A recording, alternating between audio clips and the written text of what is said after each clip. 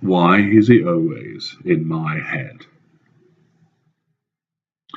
He is always in my mind. Try as I might, I just cannot get him out of my head. I can't stop thinking about her.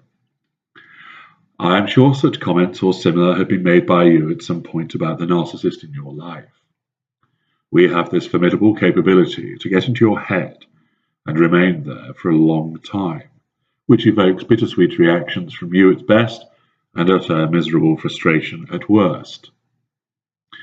I have mentioned ever-presence previously, namely that ability we have to ensure that you keep thinking about us, even when you have been pushed to one side, or even if you have sought to go no contact. This insidious form of manipulation is pervasive and very difficult to deal with, but how is it so effective? Like much of our effectiveness, it actually comes down to you. As an empathic individual, you are much more susceptible to our method of remaining in your mind, which is achieved by encoding. Since you care about others and take an interest in the thoughts, actions, and well-being of other people, you have been wired to take on board stimuli from other people in a far more effective manner than others. Take my kind, for example. We are so focused on ourselves and what we need that we are not wired to be especially encoded by what others do. Our minds are nearly impervious to the actions of others. It is as if they are so full of what we do and what we want that there is no room for anything or anyone else. You, on the other hand, are like a sponge, and you soak up the words and actions of others.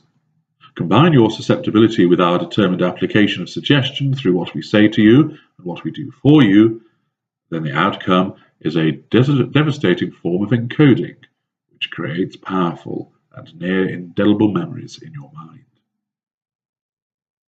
Through our visual encoding of your mind, you create a vivid mental picture, and this will be recalled in pin-sharp crikey vision, time after time.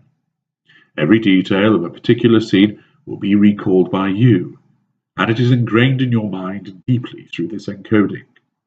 The more you recall it, the more it becomes ingrained, as if you are wearing a groove in a piece of wood. We make particular use of music. Think how often your narcissist used certain tunes to woo you and/or created special moments. This achieves acoustic encoding. Our voice is used in this way as well by the careful selection of key phrases which will resonate with you.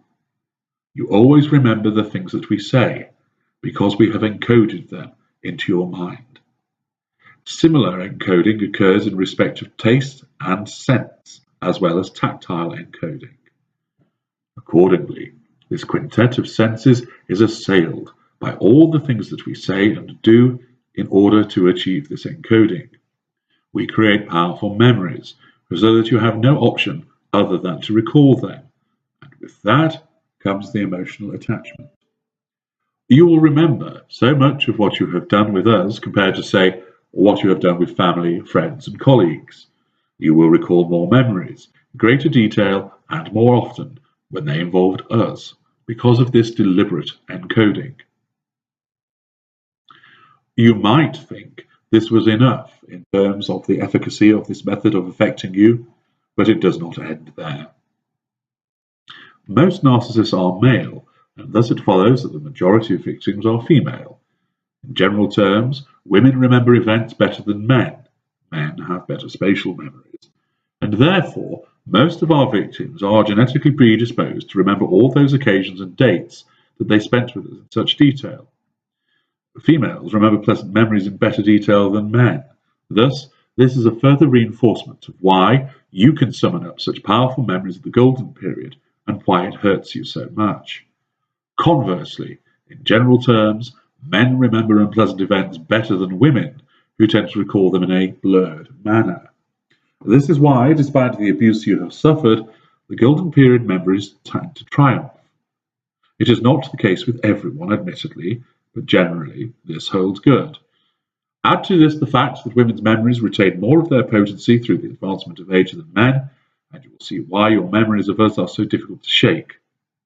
Not only do we specifically encode your minds, which are primed to accept this more than other people, your gender also makes you more susceptible to retaining these detailed and vivid memories of when everything felt wonderful. These memories are deeply ingrained and very hard to dismiss and remove, even with professional help.